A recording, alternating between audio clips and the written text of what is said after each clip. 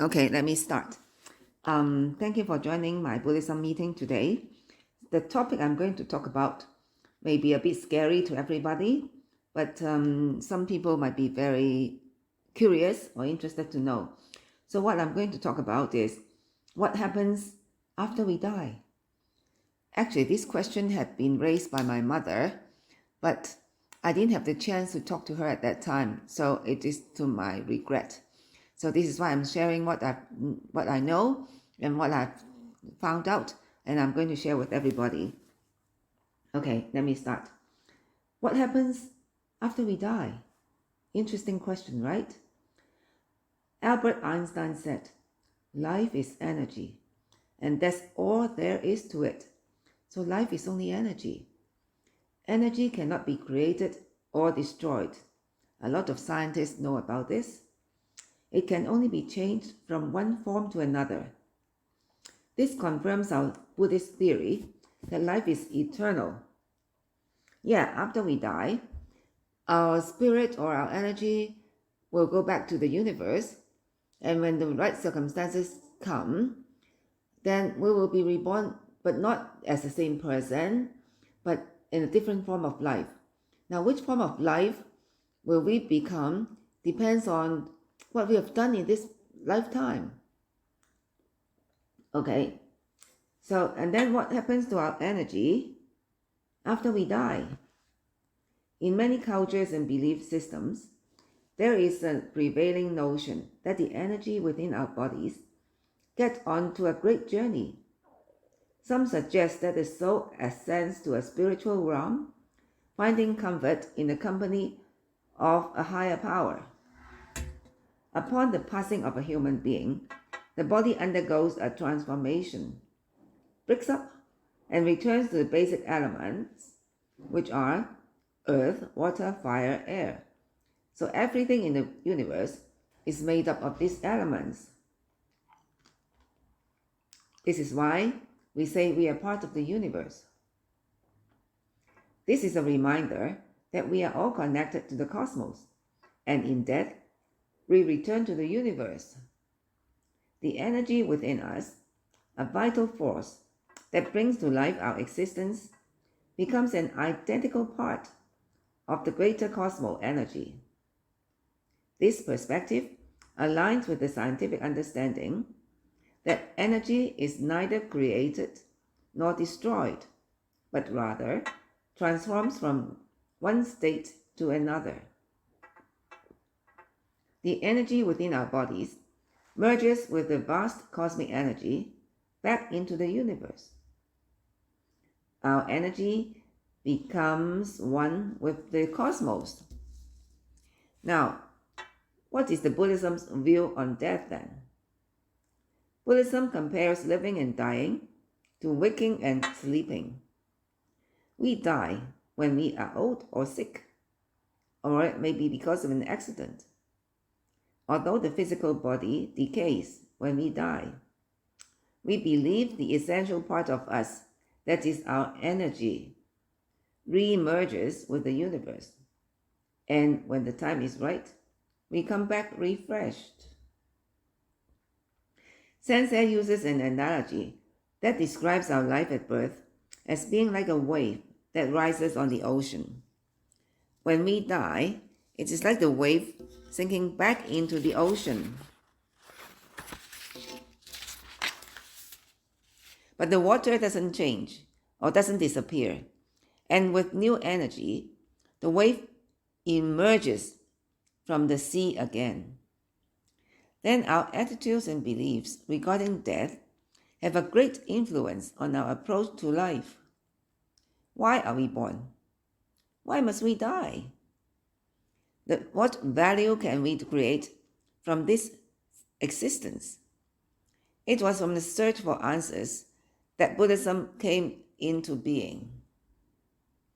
Buddhism teaches that we should not shrink from the fact of death, but squarely confront it.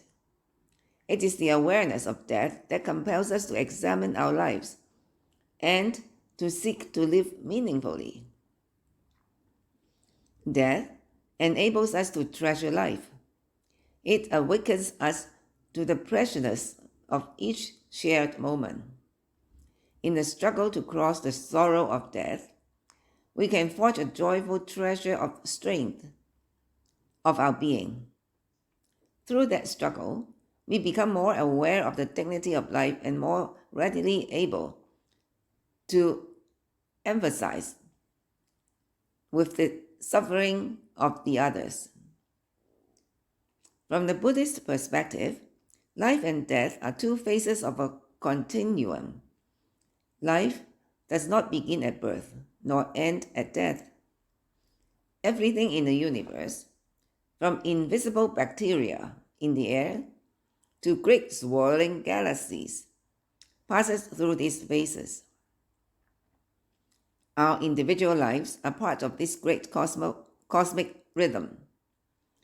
Everything in the universe is part of a vast living network of interconnection. We are all connected. The vibrant energy we call life flows throughout the universe, has no beginning and no end. Life is a continuous, dynamic process of change. Early Buddhist teachings, however, saw this process as one of inevitable suffering and focused on the possibility of getting out of it. Shakyamuni Buddha perceived that desire is the fundamental impulse that drives life onward, tying us into the circle of birth and death. At each moment, various desires bring about thought, speech, and action, which contain the hidden force of our individual karma. It's our thought, word, and deed that creates our karma. Through these causes and effects, actions and reactions, we shape ourselves and our circumstances, perpetuating a fluid process that has continued over countless existences. Eliminating desire, then, would cut off the energy that fuels the cycle of life and death. And at death, one's life would be extinguished once and for all. This state of extinction was the final goal of early Buddhist teachings and continues to be regarded as such in many Buddhist traditions today. Life, in this perspective, is a cycle of suffering from which one can eventually escape. Yeah, a lot of Buddhist teachings say that, you do well and you do a lot of Buddhist work, and then when you die, that will be the end of your life, and you go to heaven or you go to hell. So this is the old tradition, belief. The Lotus Sutra, however, brings forth a completely revolutionary view of human beings, asserting that there is a profound purpose to our lives in this world. We all come into this world with a purpose or with a mission. This Buddhist scripture emphasizes that the essential nature of our lives at any moment is that of a Buddha. Awakening to the truth of one's Buddha nature, one discovers this fundamental sense of purpose, and life takes on a completely different and fundamental joyful quality. But what is Buddha nature, and how does one awaken to it? In essence, the Buddha nature is the desire in life to relieve suffering and bring happiness to others. Nichiren Daishonin said, life is to be enjoyed. It is summarized in the Lotus Sutra by the statement, at all times, I think to myself, how can I cause living beings or people to gain entry into the unsurpassed way and quickly acquire the Buddha body of a Buddha? This is the last 4 sentences in our Gonyo. Mai ji sa senen, iga ryu shujo, togunu muzoto, sokujotu bushin. Which means that at every moment in our life, there is only one thought in our mind. That is how to bring this superior Buddhist principle to everybody so they can attain Buddhahood. This is the gist. This is the purpose of our practicing Buddhism. And in doing so, we live a win-win life. Now, what is a win-win life? Because we want to help other people, our life becomes stronger and better, so we can help more people. And the more people we help, the more experience and the more knowledge we gain. And then we are benefiting ourselves. We grow.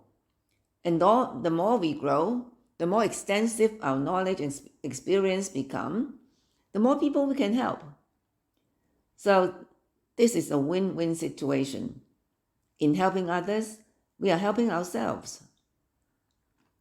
The ultimate questions of life and death are, in the end, a matter of theory and belief.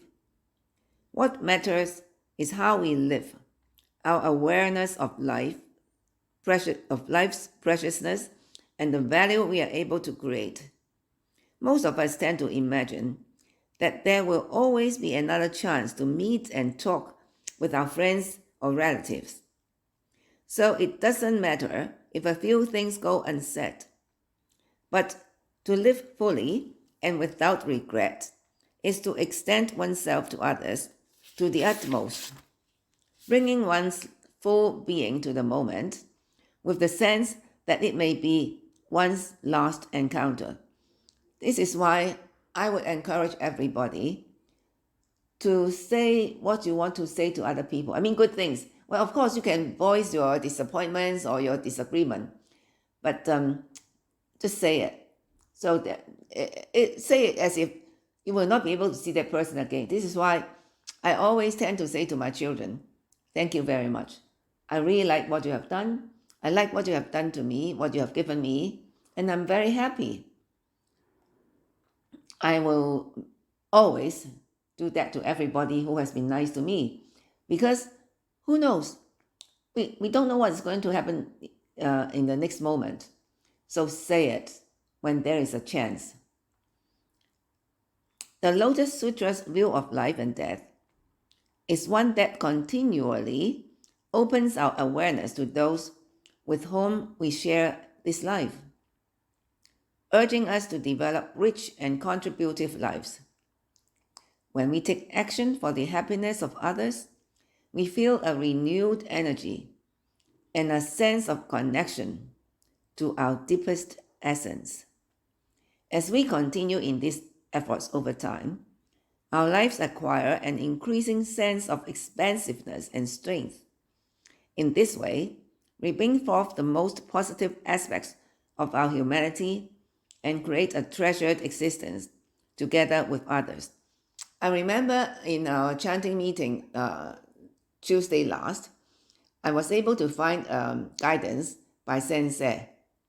He says, those who work towards the happiness of others will become even more happy than those they have helped. And this is so true. If you help others, you will become so happy. Like me, I have tried to help a lot of people and encourage other people. And when I see them grow, the fulfillment and the satisfaction to me is unsurpassed. And in turn, I'm encouraged. Okay, our next subject is an essay written by our member in Australia, Saffron. The title is The Working of Inner Cause, Not as In, and External Conditions, Not as In. This is the recitation of our Gongyo, the 10 factors, not as so, not as so, not as Thai, not as Reiki, not as... And Saffron has picked up the inner cause, not as in, and external cause, not as in. So, and he tried to explain in much simpler terms. Let me start. Saffron says, we tend to blame others for causing problems. Someone says something that we do not like, and then we get upset. Who or what was the cause of getting upset? Was that external person the cause of us getting upset, or something internal within us? To clarify, Suppose we have a glass of water with some sand or sediment at its bottom. When the glass is still, the water looks clear. Now, someone comes with a spoon and stirs the water. What is going to happen? Well, in effect, the water becomes murky, like us getting upset. But what was the cause that made the water turn from clear to murky? Was the spoon stirring the cause? No, it wasn't. Now, let me give you my own example. I am very confident and I have faith. So if somebody calls me, "Hey, you are stupid," will I be upset? I will not, because I know I'm not stupid. So whatever that person says will not get me upset, because I don't have that element in my life. Well, okay, there are times when I'm stupid, and I will admit it. Like when I'm driving, I'm not the most clever driver in the world, and I admit that, and I'm not ashamed of it. I just accept myself. So this is my confidence in accepting my own weaknesses and knowing my own strength. So if somebody says I'm stupid in something or in thinking, I won't get upset because I know it's not true. But if somebody says, "Aiya, you're a bad driver," I admit it, and I'm not upset because I know I'm a bad driver. So the causes lie within myself. It's not with what the other people say. Okay? Let me go on. Second President, Mr. Toda, brought this example. A problem, no matter what kind, is an effect produced by a combination of two elements: inherent causes, inside causes, and external conditions. With the example of a glass of water, the sediment within the glass is the inner cause, not the in. And the act of stirring is the external condition, not the in. This means that the spoon stirring was not the cause of the water getting murky. It only helped the sediment at the bottom of the glass to appear.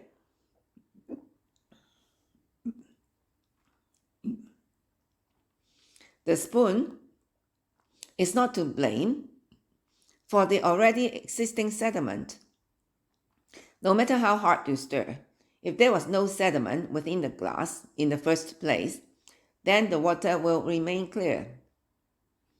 Again, as an example, if I have no confidence in myself, all right, and I do not believe in myself, so when people call me stupid, that stirs it up, because this is the inside cause, and then people are bringing it up. So I feel upset. I feel upset. Well, you can say that external cause, people say I'm stupid, that I get upset. But in fact, you know, you have no confidence in yourself, you have no faith, and you know that, and people brought them. This is why people do not like to hear what people have to say. They do not like to hear the truth, because the truth hurts, because it is the truth. Well, the benefit of knowing what is the real cause. In the field of solving disputes among people, one side in a dispute may blame the other side of being the cause of a problem. In the field of solving disputes among people, one side in a dispute may blame the other side of being the cause. For example, one accuses another that the act of stirring the situation was the cause. This is a metaphor for individuals not realizing that the true cause of one's unhappiness is within themselves, and that they are merely experiencing the effect of that cause after it has been activated by someone else, acting as an external condition. If someone upsets us, then we should get awakened to something inside ourselves that was stirred and activated by that external condition. The external person helped us discover a weakness, perhaps within us, that exploded and became visible. If we aim for self-improvement, we should thank the person. Well, honestly, as I said to everybody in the beginning of my practice, I have been scolded by a lot of senior members about the things that I wasn't doing right, or I wasn't thinking right. And in fact, instead of getting angry, I thank those people. I've got 4 senior members who helped me grow, and all of them have scolded me. And I thank them because with their scolding, I was awakened. I then realized what was wrong with me and what I've got to change. So I really thank them. Even now, I still thank the 4 senior members who have helped me grow. Okay, my next topic is life with the Gohonzon. When you chant to the Gohonzon, you can make your dreams a reality. The Gohonzon is utterly reliable. Even if you cannot chant at various times because of your busy schedule, the Gohonzon will always be there with you. Well, I was talking to a member in Australia. She's very, very busy taking care of her grandchildren. And she said she doesn't have much time to chant in front of the Gohonzon. So I said to her, you can chant anytime you want, anywhere you want. And then she said, oh, is that true? I said, the Gohonzon is yourself. You just chant to bring forth the power within yourself so you can do it anytime. But not a lot of people realize this. You can chant to the Gohonzon as much as you want, for anything you want. Health, happiness, career, and relationships. Nothing is too large or too small. In fact, it is important to test the Gohonzon with your biggest desires, problems, and challenges. Even if you have no particular dreams or challenges, right now, as if your life were stuck in neutral, you can chant to the Gohonzon to get going again, since it mirrors the deepest wisdom within your own life. The Gohonzon has a way of bringing forth exactly what you need, exactly when you need it. This is why Nichiren called it a wishing-granting jewel. Ideally, the attitude of one's prayer, one's chanting to the Gohonzon, should not be in the form of wishing. It should be more like vowing or determining. Instead of I wish, we say I will. This is your determination. You will definitely have many wishes to bring forth before the Gohonzon, but you should first bring them down a bit. Then your sincere chanting will light a match to them. In this Buddhism, we use our desires as fuel for achieving enlightenment. Therefore, it is better not to chant with thoughts like, oh, I wish I have a new car. I wish I have a new job. I really need $100,000. A more effective prayer would be, I will definitely search and find the right job for me. I will. I must. Or, I will change my financial karma so that I can pay off all my debts and have $100,000 in the bank. Or I will find a place, an apartment or a house that will suit all my needs. I will. This is what we should be chanting for. At the beginning of one's practice, a certain amount of begging to the Gohonzon is to be expected. But even a prayer directed to the Gohonzon in a wishful way can be beneficial. The important thing is to simply chant. As one gains experience with the Gohonzon, one's inward desires and resolute prayers will automatically be purified, and unexpected benefits will accrue. Chief among them is the sense that you are in control. Now, this is very important. In control. I have always taught my children and my younger generation that it's important that we are in control of a situation and not be controlled. That your hands are on the controls. Like driving a car, you are controlling the car so the car will go wherever you want to go. or stop when you want to stop, because you are in control. For the first time on the road of life, you actually feel as if you have your hands on the steering wheel and your foot on the pedals. You are in control of your life. You are not being controlled. In every situation, try to be in control. Well, I'm not saying that, what is this word about somebody who wants to control others? No, we are not trying to control others. We are trying to control the situation and control our own life. There's a big difference between controlling others and controlling your own self and your own future. So please be very clear with this. You begin to take responsibility for everything that happens to you. This can be very empowering, even exhilarating. Simple things as if, what I want for dinner. You are in control. Okay, what do I want to eat? What movie do I want to see? See, simple things like that. You are in control. And even in finding a job, you are in control. You can tell yourself, this is what I want, this is what I don't want. Nothing will change if you. This is what Mrs. Ikeda says.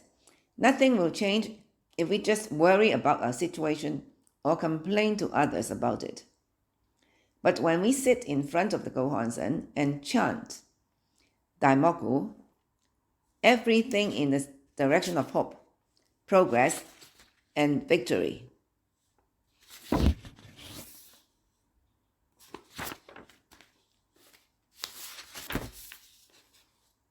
Now, my next topic is The Purpose of Faith by President Ikeda. He says, I hope that you will always maintain a sincere and honest mind, both in your faith and in your life. It is also my hope that with a correct view of life and correct faith, you will become a person with a broad mind. Depending on how we view any given situation, its meaning will change immediately. Now again, it says how we view the situation.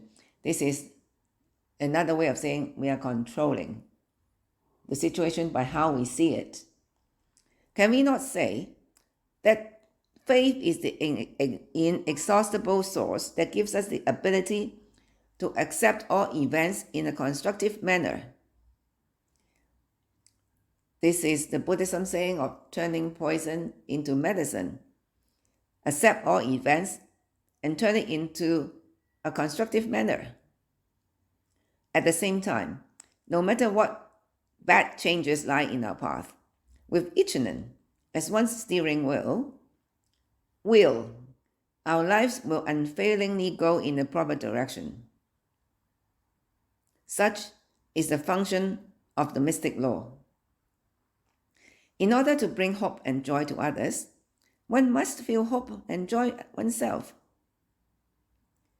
Yeah, it's very simple. If we want to tell people how great our Buddhism is, we have to show it with our own being, with our own attitude, with our own happening, to show others how great this Buddhism is, how much it has helped us change our life. A true practitioner of Nichiren Buddhism are always happy because they know that they've got the power to change everything. And they can turn poison into medicine, and all problems can be solved. This is why we are always happy. Hope and joy come from making efforts for the sake of the Buddha's children. Because these very efforts help defeat one's own laziness and negativity. How can we create the greatest value in the short span of a lifetime? Those who embrace the mystic law know the answer. Our faith and practice of Nichiren Buddhism enables us, in the course of this lifetime, to solidify the world of Buddhahood in our lives and establish a state of being of eternal happiness. This is the purpose of faith in the mystic law, the purpose of our Buddhist practice. Now I'm going to share with you an experience of a US member to tell us how she overcome the sadness and the emotion of the death of a loved one. And to support my earlier topic on life and death, I came across this experience to share with you. It's about how she overcame the death of her mother. Now, it comes as a form of interview between Living Buddhism, the author, and a member called Yoko.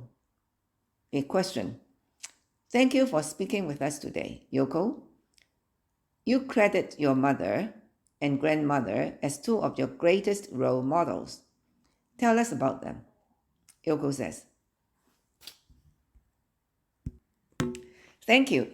Yes, two of the strongest people I've ever known. They say, this is your responsibility. This is the word they always used, responsibility. Never, this is your fault or your problem. It's not your fault or your problem, but it's your responsibility. What they meant was, if I was experiencing something, then who else but Yoko yourself could take ownership of their experiences? It was up to me, they believed, to respond in a way that would create value. Again, this is turning poison into medicine. Question. And you? How did that affect you? Yoko said, I say I believed that too. Yes, but with the caution that I believed it with their help. How many times I've come up against challenges and felt beyond my abilities to tackle.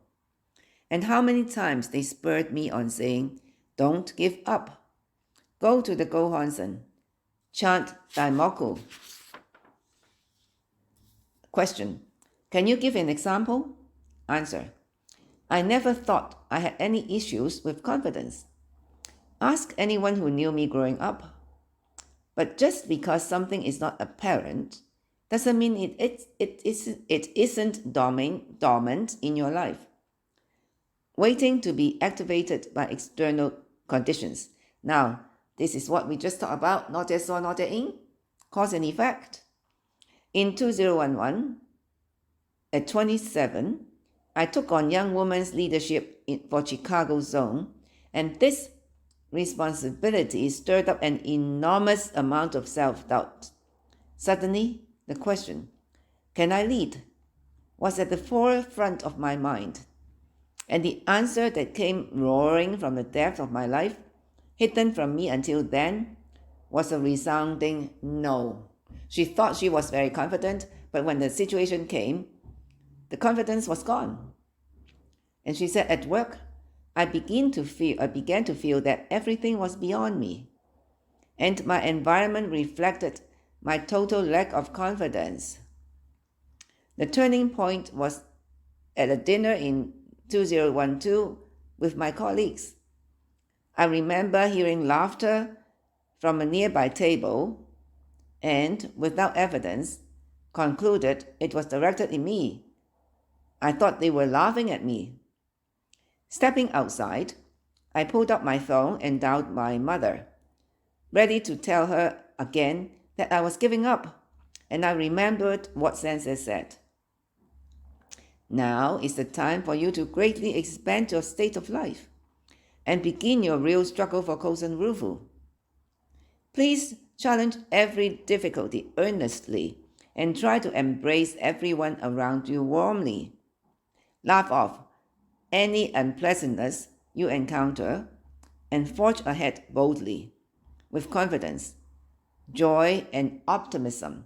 Now, laugh off are two words I really like because I always laugh at myself or at others.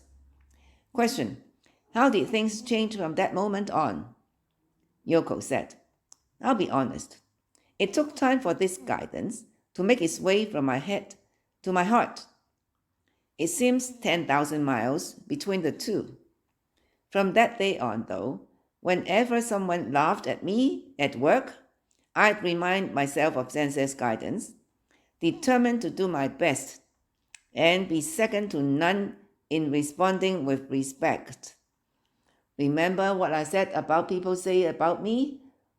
That I'm very seldom bothered because I know it's not true. But if it is true, then I will admit it and I thank that person and I will change myself.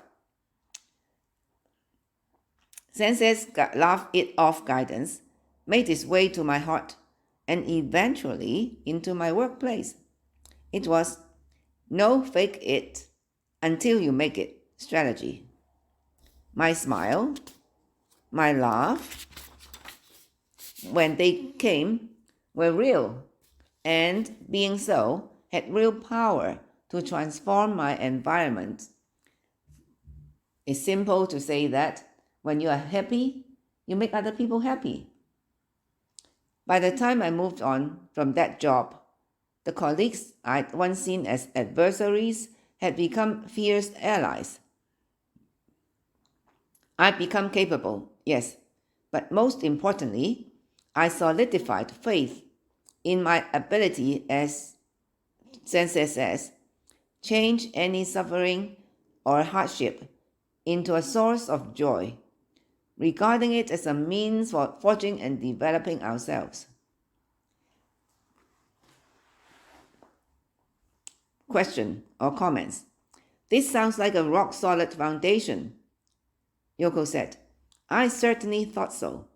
And yet, it was shaken to the core in 2019 when my mother, Kathy, died of a heart attack.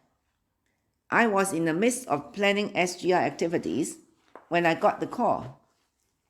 I remember vowing immediately after her passing to live my life in such a way that would make her happy.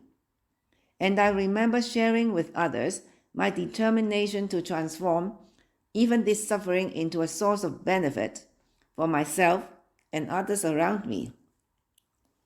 In the days and months following her transition, I felt the earth opening beneath my feet, and I feared I might be swallowed up by hopelessness. At times, I felt fine, and at others, not at all. It even crossed my mind to give up, to follow my mother. I thought life wasn't worth living without her.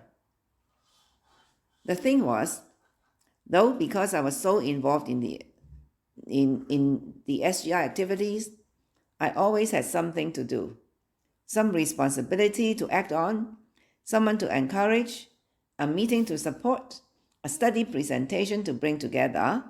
More deeply than ever, I sensed the profundity of SGI activities, that each presents a precise opportunity to do human revolution.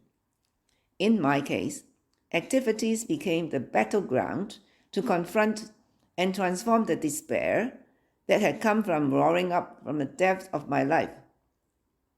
I also remember my own experience when I was years and years ago. I was very unhappy, very desperate, very despair. And then my senior member said, stop thinking about yourself. Go and help others. And I took her advice. I started to be more active in encouraging other people and to be more active in Kozen Rufu. And in less than a few months' time, I've totally transformed myself.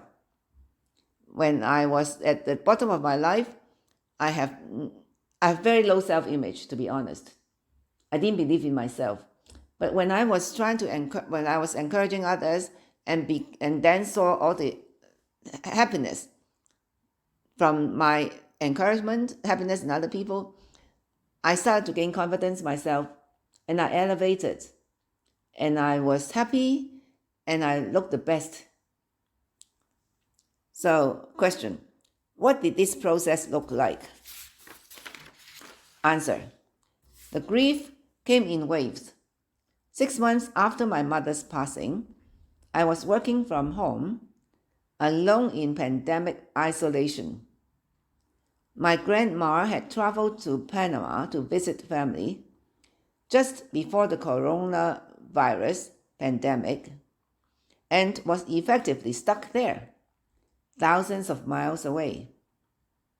I remember a stretch of afternoons spent self-pitying in my apartment, memories of my mother rowing over me in waves as I paced the room. I slumped on a sofa, thumbed through the pages of the same book, set it down, and cried. One afternoon, when I was in the middle of my crying, I thought to myself suddenly, how is my mother doing right now? How can I connect with her life? I sat up straight on the sofa and cried. All right, Nichiren Daishonin, what do you have to say about death? And made a beeline of my copy of the writings of Nichiren Daishonin and ran a searching finger down the tables of contents for the words death and deceased. I came across one titled On Offerings for Deceased Ancestors. In it, the Daishonin discusses the attempts of the sage to relieve the sufferings of his deceased mother. He tries everything under the sun before banking on the Lotus Sutra. As soon as he does, though, he quickly attains Buddhahood, and because of the profound karmic bond shared between parent and child, his mother too became a Buddha. Pacing, skimming through books. This was all fine and natural, but I can't say it was doing me any good, because these are just words. And according to Nichiren, it wasn't helping my mother neither. The Daishonin was clear. If I wanted to ensure my mother's happiness, I had to win over my own despair. I had to become myself again. This is very true.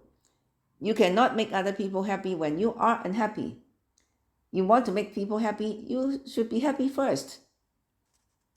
Since her passing, I'd sought with growing intensity the Buddhist view of life and death. Yet, for all that, an understanding hadn't made its way from my head to heart. After reading this letter, I realized, wherever she is, however near or far, I can reach her with my daimoku. I set myself in front of the Gohonzon and chanted to do just that. Now, I've got a very, very similar experience. That is, when my mother died, I was in Australia, and I felt so bad.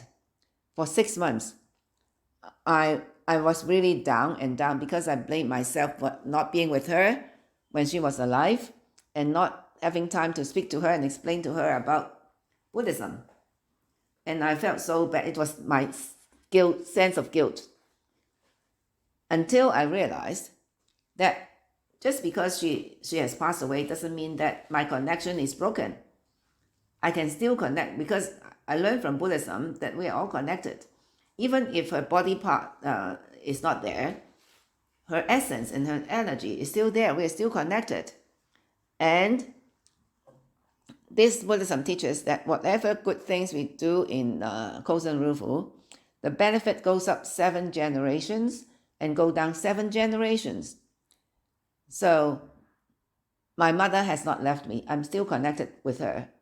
And as long as I contribute to Gohonzon Rufu to help others and chant, all the benefits will go to her. So this is not the end of our relationship. I can still do a lot for her. And this realization made me stronger and happier and made me more active, more passionate in Gohonzon Rufu because I know that the benefit will go to her. I'm still contributing to her life. Okay, let me go on with Yoko's story. She said, as I did so, I remembered her indomitable spirit, undefeated by anything. I remembered my grandma's words about her passing. Your mother fulfilled her mission. No one can escape death. It's a natural part of life. The important thing is to carry on her spirit to keep sharing Nam Myoho Renge Kyo no matter what. Now again, there is another experience that I had in Australia. A very, very senior member, I forgot his name, is the leader, young people's leader, or anyway, he's a leader and he teaches, he gave a lot of lecture, very active, very passionate. And then he had cancer. And during the course, he showed no sign of sickness. Even 1 week before his death, I could still see him attending our SGI meeting, encouraging other people. And his wife is also a very active member. So after he passed away, I saw his wife in the pantry in the center, and she looked very normal. And I said to her, just because you're a member, you don't have to hide your feelings. I understand how you feel. Please cry if you want to, cry your heart out. You don't have to hide. And you know what she said? No, I know my husband has passed away, but he's still there. I will continue his mission in Gohonzon Rufu. So this is how I learned from her. She wasn't sad because I've seen her for quite some time after that. She was acting very normal because she said her husband is still there and she is still working for her husband. This is what the spirit should be. Okay, back to Ryoko. Chanting in my apartment, I decided that I would live my life to the fullest, take great care of myself, and share this Buddhism naturally, as inhaling and exhaling, like breathing, never letting an opportunity pass. In the following years, I lost nearly 100 pounds. She's kidding. I don't know whether it's true. Moved into my own place, established myself in an entirely new and exciting career in the field of education, traveled the world with my family, and shared the practice more freely than ever. With widows, with mothers who lost their sons, with sons who lost their mothers. With all of them, I expressed my confidence that Nam Myoho Renge Kyo can reach the lives of the people we have lost. And in fact, we haven't lost them, but are living together with them, traveling side by side. Now, this is very important to those members who have lost your family members or your beloved ones. Let me go on with her story. Now, when I see someone suffering, I hear my mother urging me, this is your moment. And encouraging someone, chanting with someone, fighting alongside someone to do our own human revolution together, I know in my heart, I'm happy, my mother is happy, my mentor is happy. Okay, so this is all I have.